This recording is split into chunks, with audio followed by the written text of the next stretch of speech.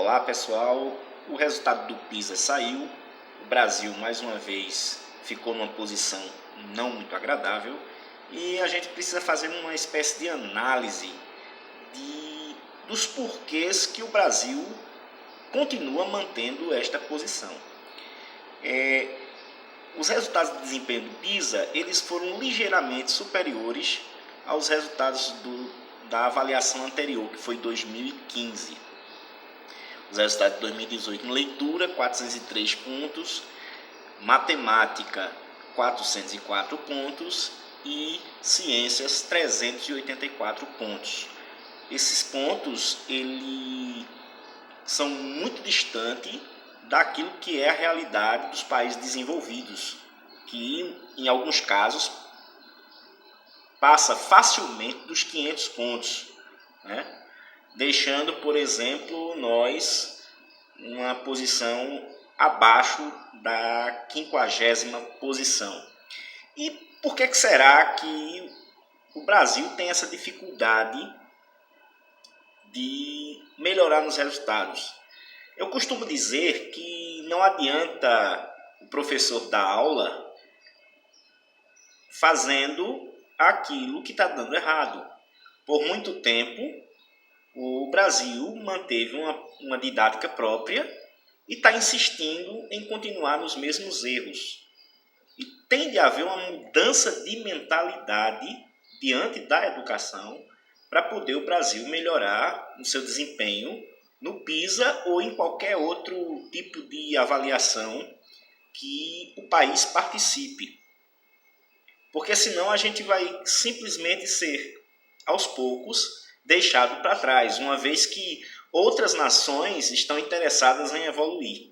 Então, eu coloquei aqui 5 pontos que eu considero fundamental, que precisa mudar com urgência. O primeiro ponto é que a maioria dos brasileiros não tem o hábito da leitura. Isso é um problema, porque escreve bem quem lê muito, né? A qualidade da escrita depende da qualidade da leitura. A qualidade da compreensão depende da qualidade da leitura. Na prova de matemática, por exemplo, no PISA, existe uma parte que é descritiva, onde o aluno precisa escrever qual é a solução ou fazer uma redação descritiva de qual é a solução para aquele problema que foi colocado diante dele. Se o aluno ele tem dificuldade de leitura, ele vai ter dificuldade de escrita e, consequentemente, ele não vai conseguir se expressar efetivamente da forma correta. A mesma coisa a gente pode pontuar para a área de ciências. Como ler, ou melhor, como interpretar se eu não consigo ler efetivamente? Então, tem de se mudar essa questão para desenvolver o hábito da leitura.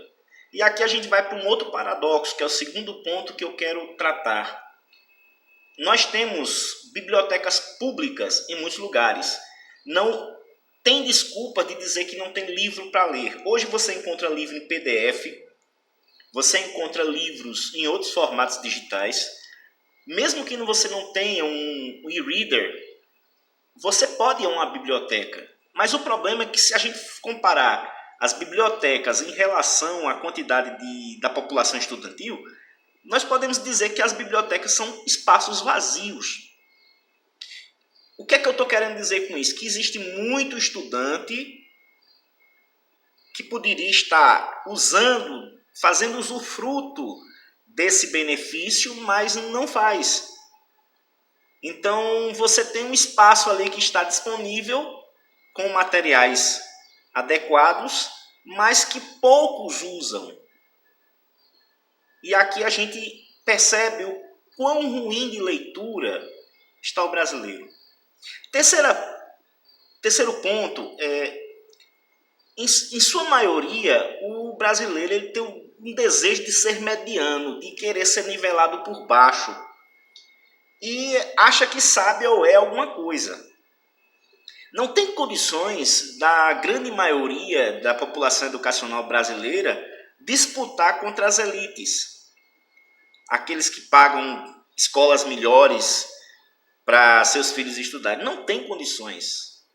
Por quê? Porque ainda existe aquela mentalidade de se eu tirar 6 eu estou passado, de conquistar simplesmente a média, de cumprir simplesmente a média. Ele não quer a excelência.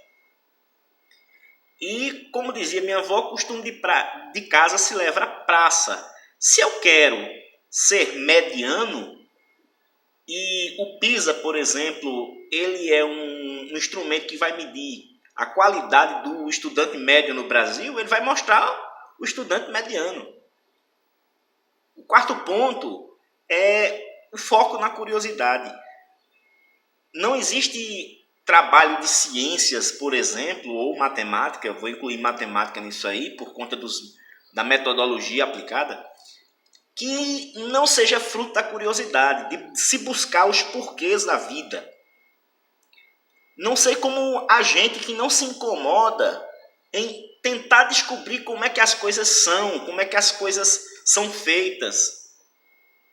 Não sei, eu não consigo compreender. E só vai tomar gosto pela ciência quem é curioso. Quem não é, vai imediatamente rejeitar aquilo ali. E, em último lugar, uma coisa que eu vejo muito é a falta de perspectiva no futuro.